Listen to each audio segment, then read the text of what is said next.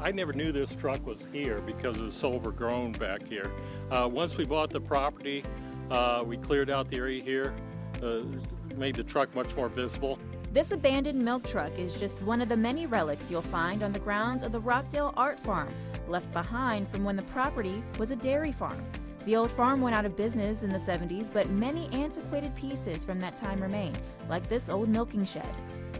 And the building was just knocked down in a tornado back in the 70s. But what we're going to do is turn this into a container garden. Basically, in the feed trough, we're going to have a bed back there for plants and flowers and things. And this will be more of a shade for shade plants. The Rockdale Art Farm is a community-based effort to bring people closer to nature. It's also a not-for-profit funded by donations.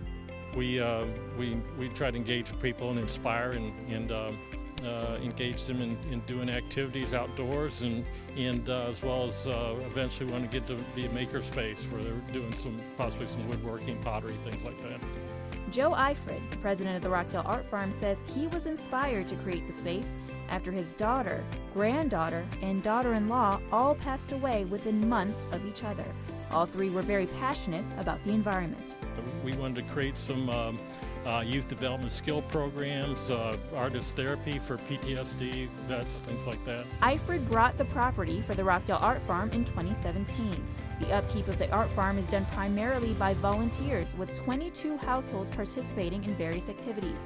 It spans 27.5 acres, including multiple gardens, 22 orchard trees, and 6 beehives. Then we just maintain the bees. We check for the health of the hive, how the hive is thriving, how they're interacting, any needs they would have. We provide them with water, the sugar water we mix, just basically making sure they're healthy and cared for. Lori, Charles, and Theresa Gould are volunteer beekeepers at the art farm and say the work that they and 5 other volunteer beekeepers are doing is extremely important for the community. You need pollinators. We need food, and the food needs pollinating so that we can eat it. Without the bees, we will not survive, period.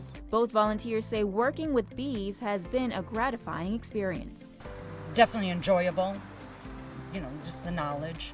It's amazing how calm and sedative just the hum that they create. You can tell how they're feeling by the hum that they're making, the frequency that the sound they make. The art farm is also an approved site for the Rockdale County Extension Service. The hours that master gardeners spend on the property can go towards their volunteer hours for the year. This is the best, most well-organized community garden that I've ever been around. He has really invested in the infrastructure of the garden. Deborah Fleming is a volunteer farmer and owns a plot on the art farm. I'm a big proponent of eating locally. And this gives us the opportunity to eat locally. When you eat locally, you get your highest nutrition, because once a product is pulled away from the plant, it begins to lose its nutrition. So when you can eat your food as close to the earth as you can get it, then you're eating the healthiest that you can eat. Eifrid says he encourages even more volunteers to join in on the labor. One of our favorite activities is pulling weeds. Just kidding, but you're welcome to come out and join us. So we're also looking for people that want to maybe claim their own little space and have some ownership out here. The Rockdale Art Farm is located at 4420 Flatbridge Road, Stockbridge, Georgia 30281. To volunteer, you can email Joe Eifrid at joe@rockdaleartfarm.org or call 404-550-1946.